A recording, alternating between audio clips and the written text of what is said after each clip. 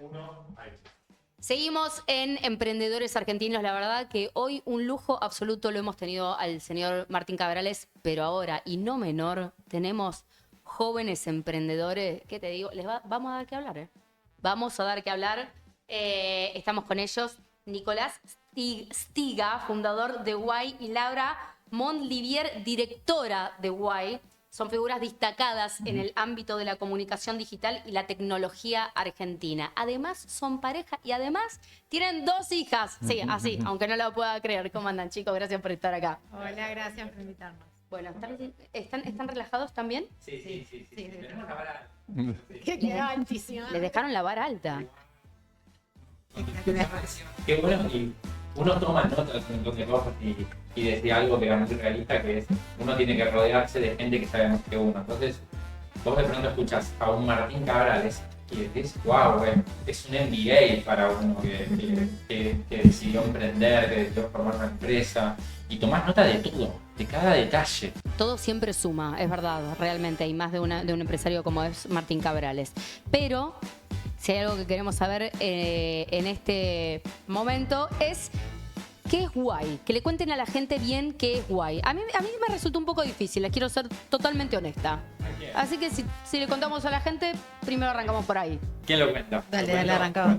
Guay, lo voy a simplificar, es una empresa que desarrolla tecnología para los gobiernos, Bien, que tiene un fin muy particular, que es mejorar la calidad de vida de las personas a través de esas tecnologías. Por ejemplo, que una persona que quiera abrir un negocio, que quiera habilitar un comercio o construir una fábrica en un lugar, no tenga que hacer un trámite que le lleva 9 meses, 12 meses o mucho más tiempo en el caso de algunas industrias y pagar un montón de dinero y un montón de documentación, presentar un montón de documentación que no tiene sentido, simplificar todo eso. Ese es el objetivo. Y que se pueda generar trabajo de una manera más fácil. Entonces, una de las cosas que hacemos es optimizar la gestión de los gobiernos. O sea, que no tenga que andar un papel de un lado al otro. Simplificar la gestión puertas adentro, básicamente. O sea, es una empresa de tecnología, pero para gobiernos. perfecto, Específicamente. perfecto. ¿Y cómo surgió la idea? Porque, bueno, ustedes están casados, digo, ¿cuándo crearon la empresa y cómo surgió? Nosotros nos conocimos trabajando en el 2016. Nico trabajaba en el municipio de Tigre. Yo trabajé muchos años en una empresa de publicidad digital en el privado. Renuncio y quiero como empezar a emprender. Y a través de un conocido, llego como proveedora al municipio de Tigre para empezar a dar servicios digitales. Ahí nos conocimos, qué sé yo, pasaron muchos años, pasó la vida, y muchos años después nos volvimos a reencontrar, nos pusimos de novios. Yo seguía trabajando en el ámbito privado, pero ya había hecho mi experiencia por el ámbito público. Y había hecho mi experiencia también en campañas políticas y demás. Y había como redescubierto la carrera mía, que era, publicidad digital, pero para política, digamos. Y lo que era toda la parte de comunicación política. Nico hacía toda la parte de desarrollo de tecnología y yo hacía toda la parte de publicidad. Y lo que nos pasaba mucho era que Nico desarrollaba diferentes sistemas y demás, y necesitaba el aparato de publicidad que yo hacía. Entonces un día dijimos, vos hacés el 50%, yo el otro, ¿por qué no hacemos esto juntos? Fue una decisión porque era meter todos los huevos en la misma canasta, pero la realidad es que, no sé, yo siempre digo que, ¿viste cuando dicen los médicos solo se casan con los médicos? Sí. Bueno, en nuestro caso era un poco lo mismo, éramos 2 personas que nos la pasábamos trabajando, que capaz, nuestra primera cita fue ver el debate de Hillary y Trump. Ah, espectacular. No lo puedo creer. Con una picada. Que nuestra segunda cita era ver, publicidades de diferentes comunicaciones, de campañas, pasábamos horas hablando del tema y la realidad es que nos apasionaba mucho. Entonces, medio como que se dio hasta naturalmente. Guay nace en un contexto donde a los dos nos interesaba tener un impacto social. Y ese impacto social era mejorar la calidad de vida de los vecinos. Con la tecnología y la cabeza de Nico, que es espectacular, yo soy un poco como, tengo un poco la función como de ir desenebrando todas esas ideas y ayudarlo a darle forma. Pero bueno, la realidad es que nada, fue como evolucionando y creciendo solo casi. Interesante. Con respecto a cuando hablan de mejorar la calidad de vida digamos, de la gente, de los vecinos, pasa muy a menudo y mucho acá en Argentina que vemos que hay cosas que se podrían implementar y que no se implementan. ¿Qué cosas creen que en un corto plazo y de manera sencilla se podrían implementar y que podría cambiar mucho la vida de la gente? Que por ahí en países del primer mundo ya existen.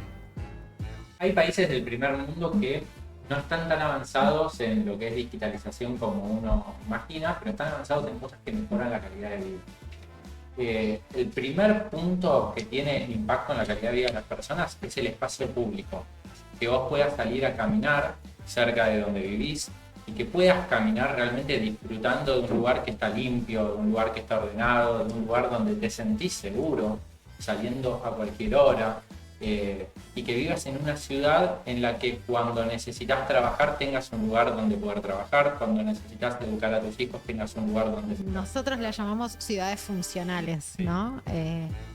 Digamos que muchas veces nos pasa de estar en lugares que vemos y decimos, che, acá haríamos esto, y no siempre es la tecnología o la innovación como el desarrollo de una tecnología. A veces son cuestiones como mucho más simples y más cercanas. Y aceptar, me parece que muchas veces de la política, ustedes deben tener la experiencia, que hay muchas veces una mirada bastante conservadora, porque hay gente que no viene de la tecnología y por ahí es como muy reticente a aceptar cosas que de manera sencilla facilitarían mucho.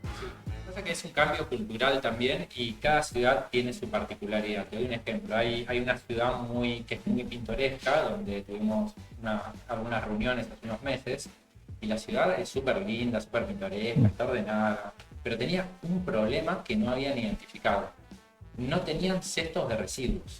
¿En serio me decís? Básico como es. No lo puedo creer. Claro, no tenían cestos de residuos. Entonces, ¿qué pasa? Es una ciudad pequeña, Ajá. pero que, como tiene mucha naturaleza, en temporada se llena de gente. Y claro, lo que vos ves de una ciudad tan limpia, tan hermosa, de pronto eso se transforma cuando llega la temporada. Y con simplemente colocar más cantidad de cestos de residuos, que además son cestos de residuos lindos, pudieron transformar esa realidad. Entonces cada ciudad tiene sus particularidades. En algunas ciudades será el cesto de residuos, en otras ciudades será el caos de tránsito, porque eso también tiene un impacto en la calidad de vida, no solamente para la persona que está en el auto esperando para pasar o para la persona que está por cruzar, sino para quien está en su casa y escucha Claro. y el ruido permanente. No sé si se dieron cuenta alguna vez cuando se cortó la luz en casa, que de repente hay silencio. Silencio absoluto. Bueno, eso que pasa en las ciudades solamente en la madrugada, en algunas ciudades, porque otras tienen mucha vida durante la madrugada, te hace percibir esa molestia que durante el día tenés con todo el sonido del tráfico y la gente y el bocinazo y el colectivo. Entonces cada ciudad tiene su particularidad. En algunas es el tránsito, en algunas es el centro de residuos, en algunas son los trámites. Pues decir, bueno, ¿cómo los trámites impactan en la calidad de vida de las personas? Bueno, Argentina no es solo el AMBA, no es solo el conurbano y Capital Federal. Hay distritos del interior donde hay 1 hora de distancia entre una localidad y otra. Entonces, una persona que tiene que sacar un turno para hacerse una ecografía en un centro de salud, tiene que hacer 1 hora de viaje, con suerte, para estar a las 6 de la mañana en el centro de salud para pedir un turno, hacer una fila con frío, con calor, con lluvia, no importa. Cuando tenemos tecnología que nos permite poder hacerlo enviando un WhatsApp. Totalmente.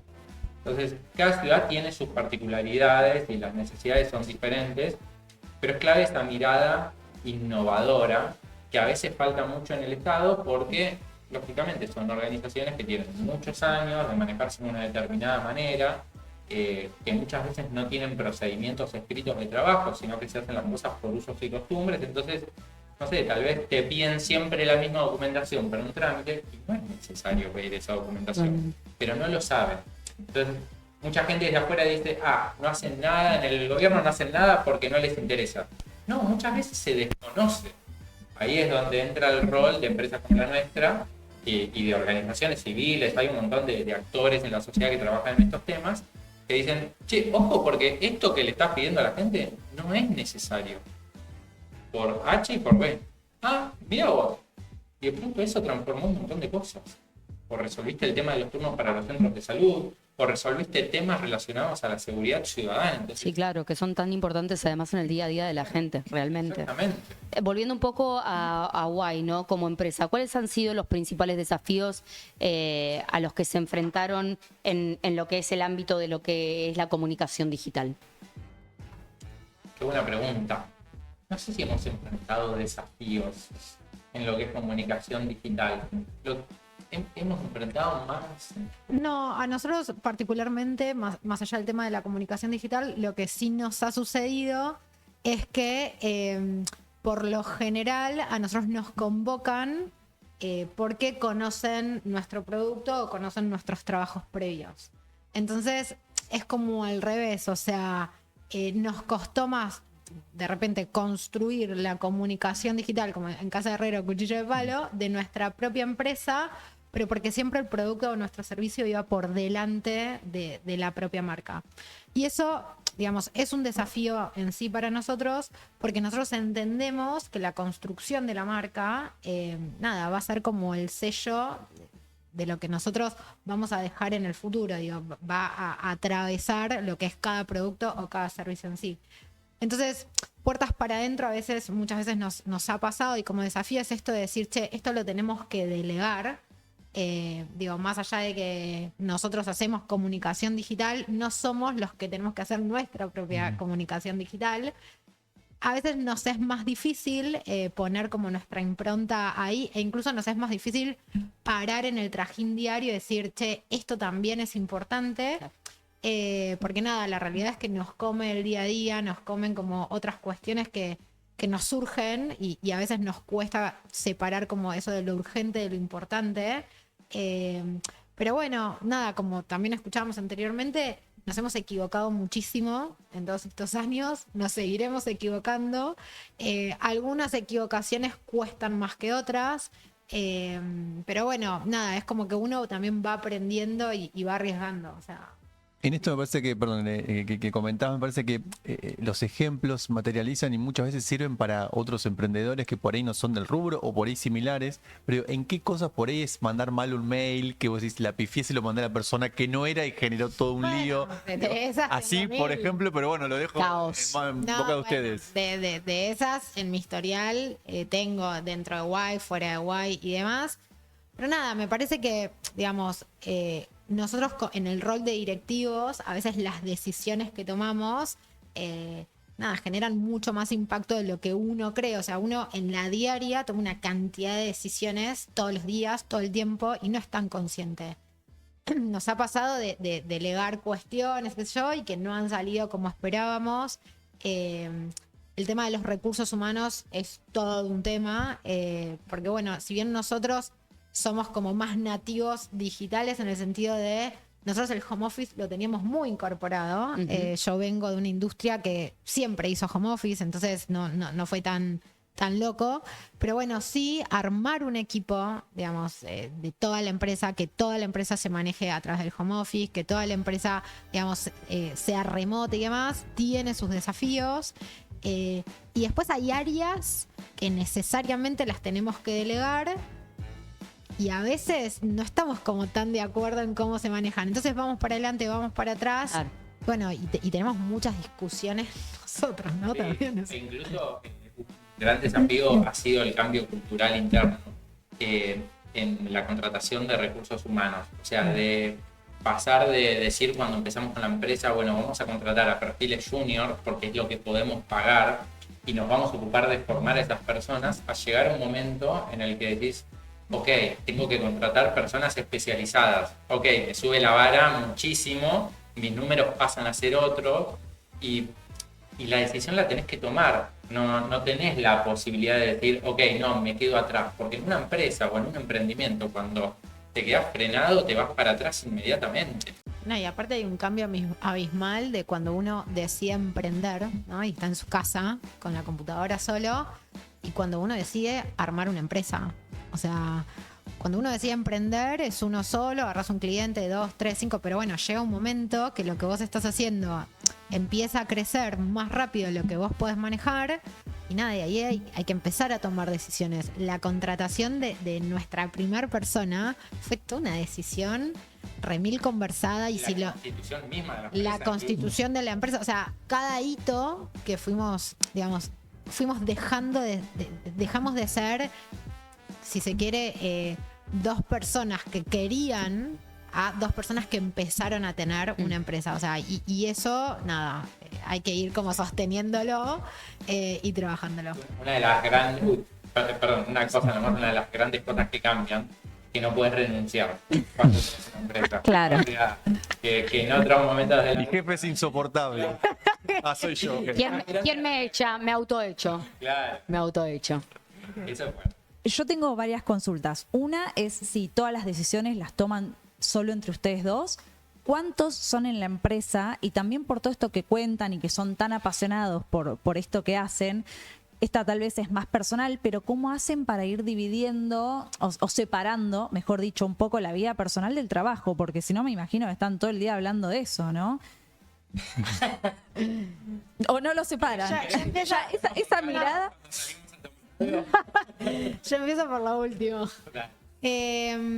Nos costaba más separar en este formato más de solo Nico y Lau, nos costaba mucho más separar y además, digamos, nada, cuando yo hablo de pasión, hablo de nos interesa mucho el rubro, lo que pasa, o sea, nos gusta hablar de política, entonces nos cuesta mucho salir de ahí.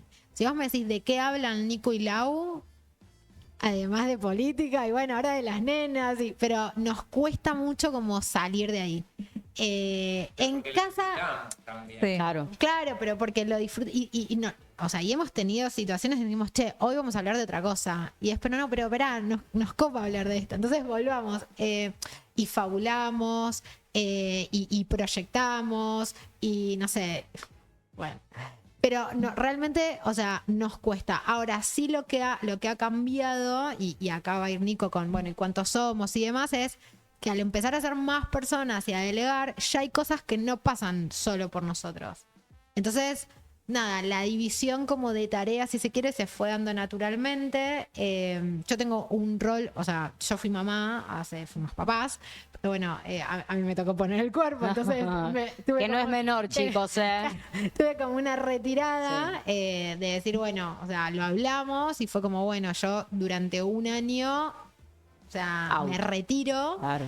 Yo venía muy, muy, muy quemada de estar muy al palo con Guay, pero además, en plena pandemia, nosotros armamos una fábrica de botines, punto y aparte, que es, digamos, otro emprendimiento que tuvimos. Entonces, a mí la fábrica me demandó, o sea, una cuestión completamente física y algo que fue una experiencia que fue completamente diferente, súper desafiante también. Entonces, nada, después de eso, nuestra hija más grande había cumplido 2 años y yo le dije, Nico, yo necesito meter una pausa.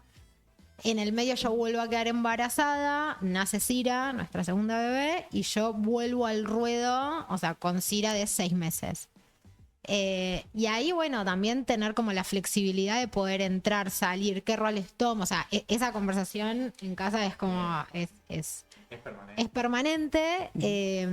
Pero bueno, nada, ya en casa no pasa como antes. Antes lavábamos los platos y charlábamos de lo que había pasado en la empresa. Hoy ya no pasa eso.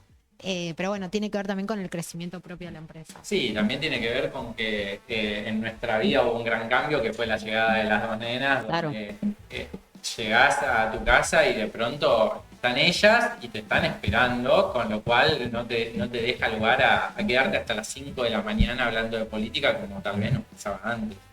Y después en esto que uno dice un poco en chiste, un poco en verdad, de uno no puede renunciar porque, digo, emprender, y esto está bueno decirlo, tiene cosas que son hermosas, como esto que contaba Lau, de decir, bueno, puedo salir de un rol, entrar en otro libremente, tomar un montón de decisiones.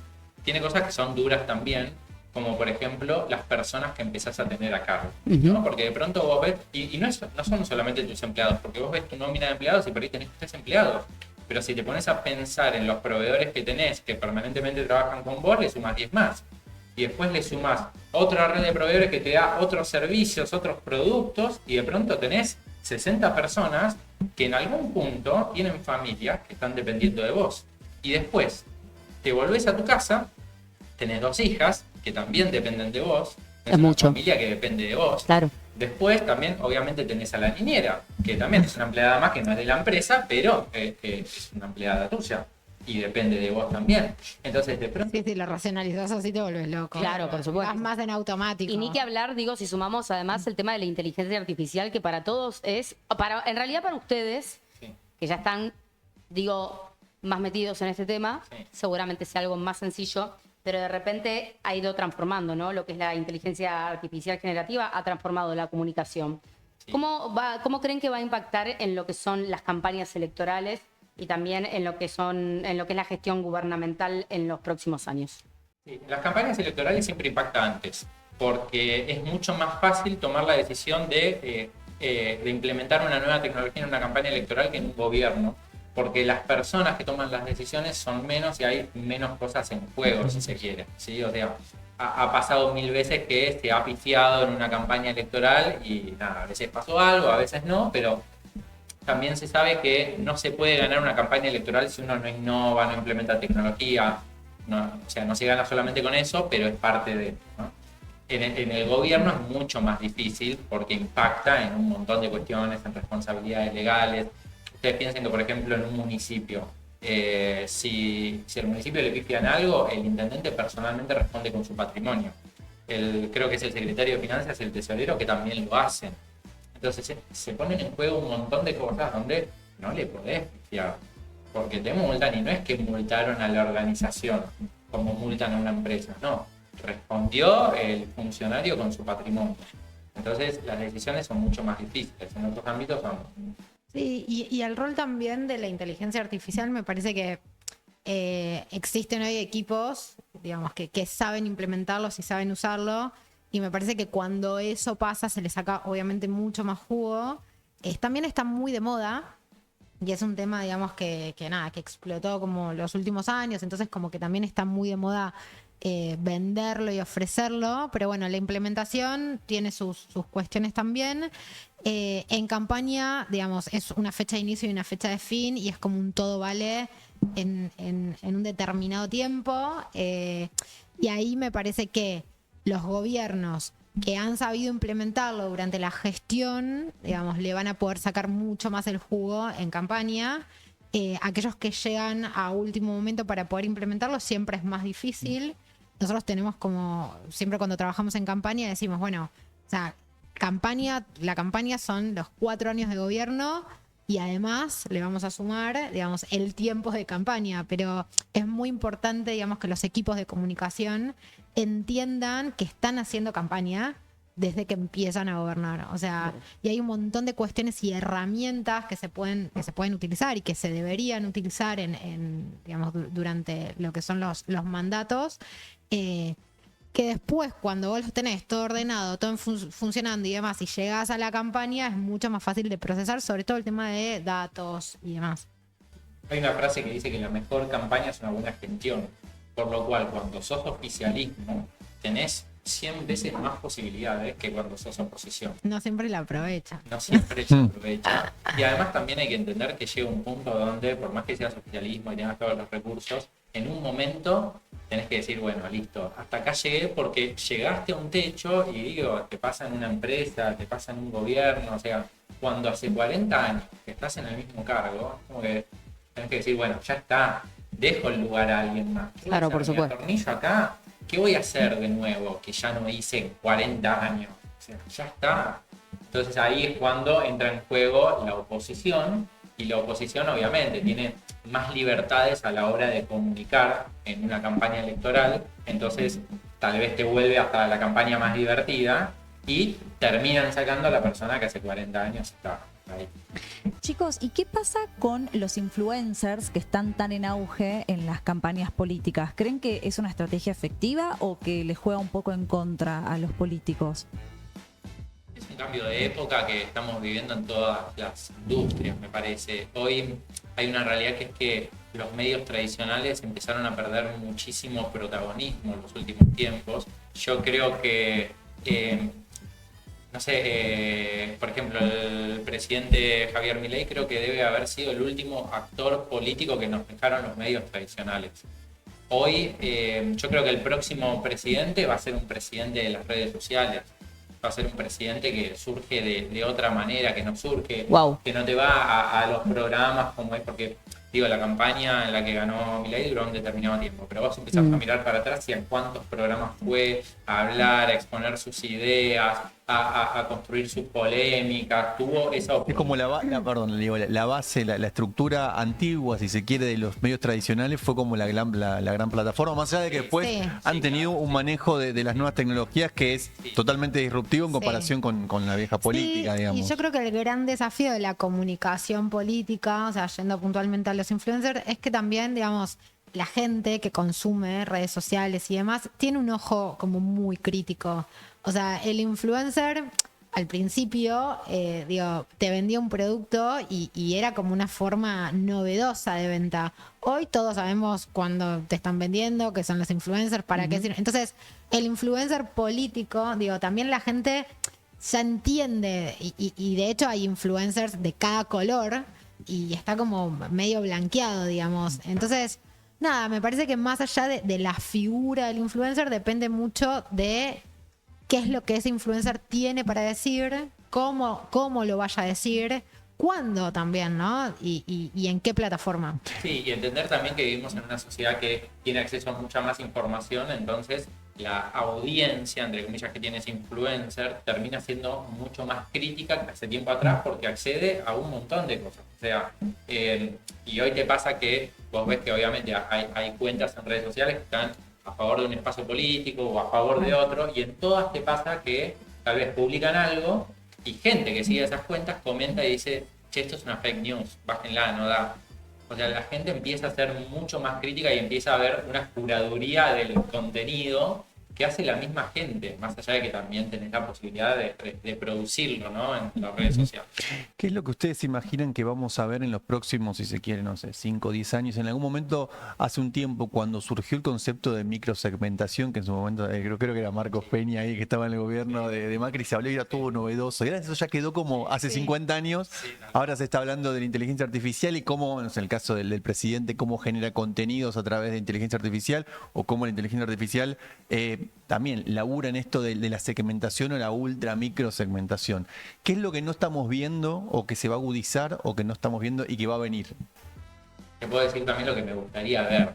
Sí. Mostrame dos panoramas, uno si se quiere más negativo y otro por ahí más positivo.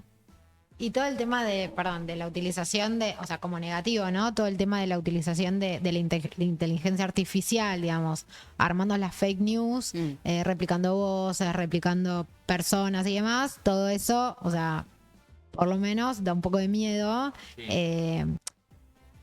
En base a eso se generan medios, o sea, y sitios de comunicación que trabajan de chequear las noticias, ¿no? Si es una fake news, ¿no? Hay diferentes sitios que trabajan específicamente decir si tal o cual noticia es una fake news o no. Yo creo que eso, digamos, es como una utilización de manera negativa de lo que es la tecnología.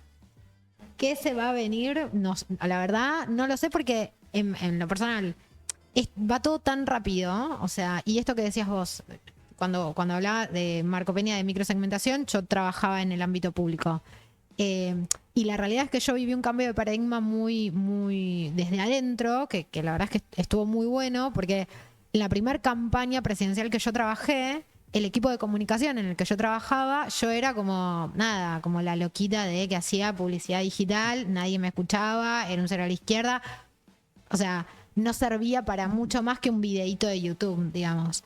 Eso es como la vedette, tipo, Claro, tienen que escuchar. Y no mucho tiempo después, o sea, voy a otro equipo donde, empieza como a crecer mucho todo esto de la microsegmentación.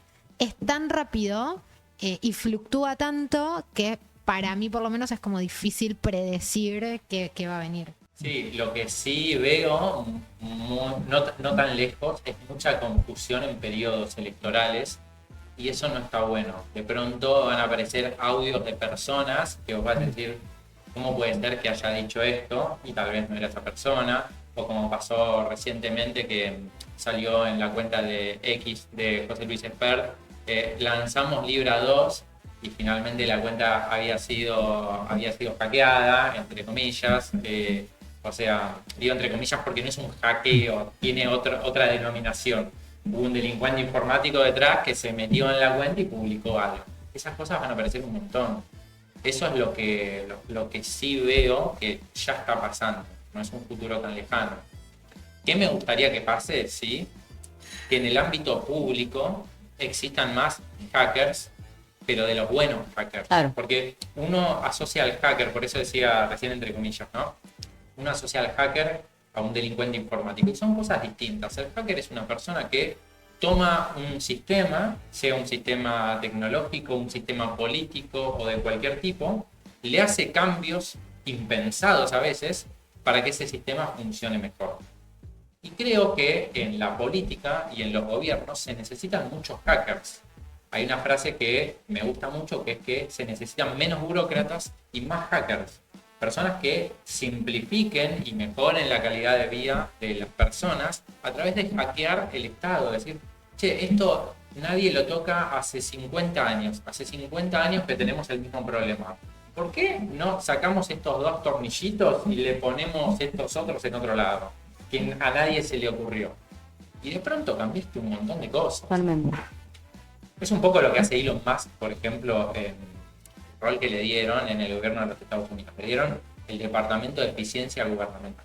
Elon Musk te puede caer bien, te puede caer mal, puedes estar de acuerdo. Sí, pero no podés totalmente. Es un hacker el Totalmente. tipo. O sea, lo hizo con Totalmente. Tesla, Por supuesto. levantó Tesla en un momento donde todo el mundo decía, che, pero esto no tiene futuro.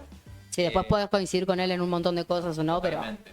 Chicos, queremos agradecerles enormemente, Nicolás Siga, mirá que bien ahí está, fundador de Guay, y Laura Montlivier, que sos la directora de Guay. Es espectacular lo que hacen, son ambos figuras realmente muy destacadas en lo que es la comunicación digital y la tecnología en Argentina.